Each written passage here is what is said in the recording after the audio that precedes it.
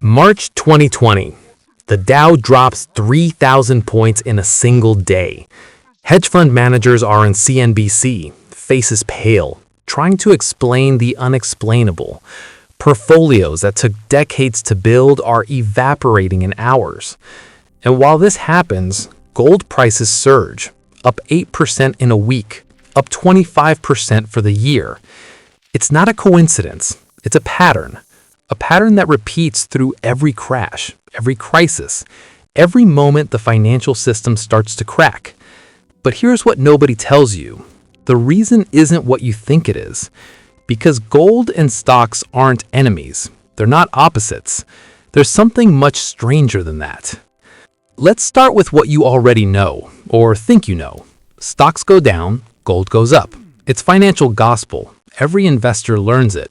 Every talking head on TV repeats it. The safe haven narrative. When markets panic, money runs to gold.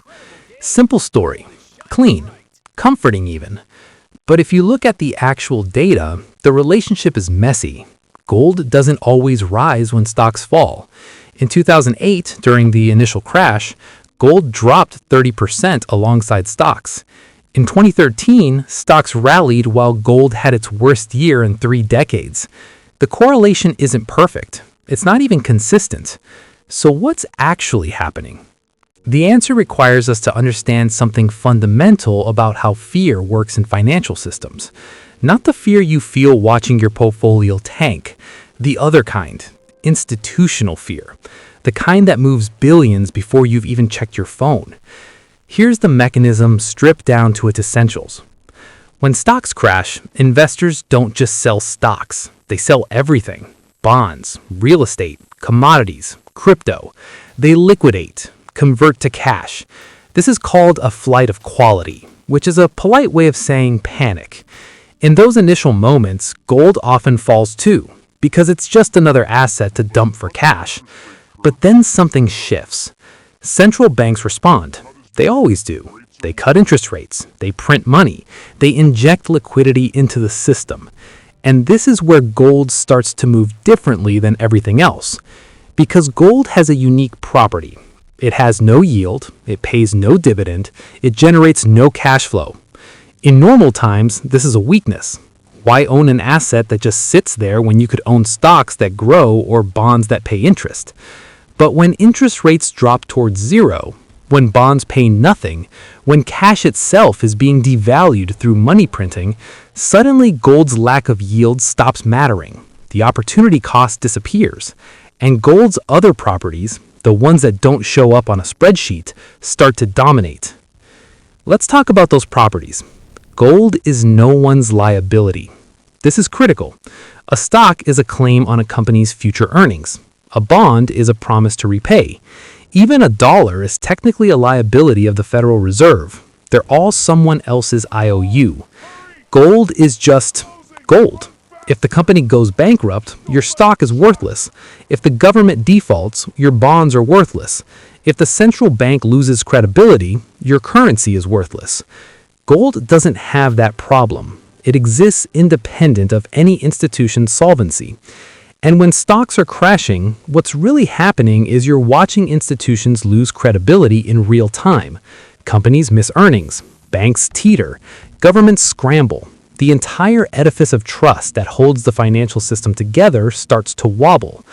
Gold becomes valuable precisely because everything else requires trust, and trust is the one asset actually in short supply. But here's where it gets uncomfortable. The people who benefit most from this pattern, the ones who profit when gold surges during crashes, aren't everyday investors protecting their retirement accounts. They're central banks, sovereign wealth funds, these same institutions that control the financial system in the first place. Look at the numbers. Central banks have been buying gold aggressively since 2010. Russia added 1,900 tons. China added over 1,000 tons.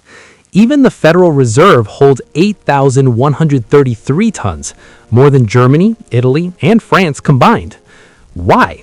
If they trust their own currencies, if they believe in the system they manage, why hoard a barbarous relic that generates no return? The answer is that they don't. Not entirely. They're hedging against their own policies. against the consequences of printing trillions in new money, against the possibility that the game they're playing has an end date. You're told gold is for doomsday preppers and conspiracy theorists. Meanwhile, the world's most powerful financial institutions are stockpiling it by the ton. The irony is almost beautiful. Let's zoom out and look at what this reveals about the bigger system. The traditional investment advice says diversify. Hold 60% stocks, 40% bonds.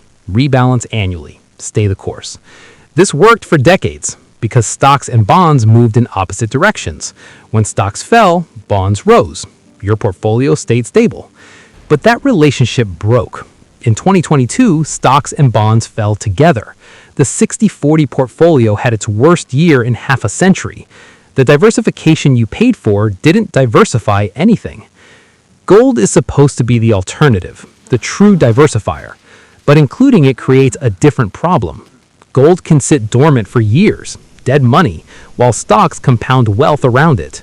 From 2013 to 2019, gold went nowhere, while stocks doubled. How much opportunity cost can you tolerate before you give up on the hedge? This is the trap. You need protection that works only when everything else fails. But if it fails too rarely, you won't keep holding it.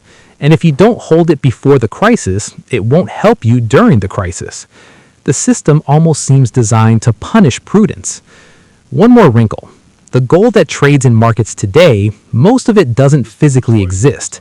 It's paper gold, futures contracts, ETFs, certificates promising gold ownership.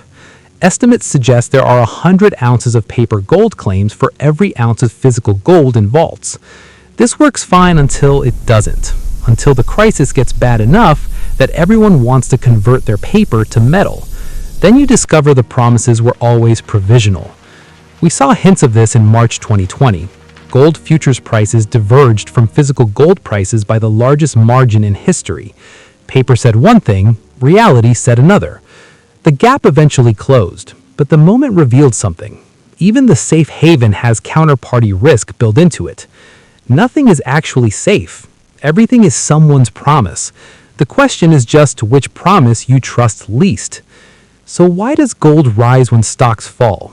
The simple answer, fear and money printing.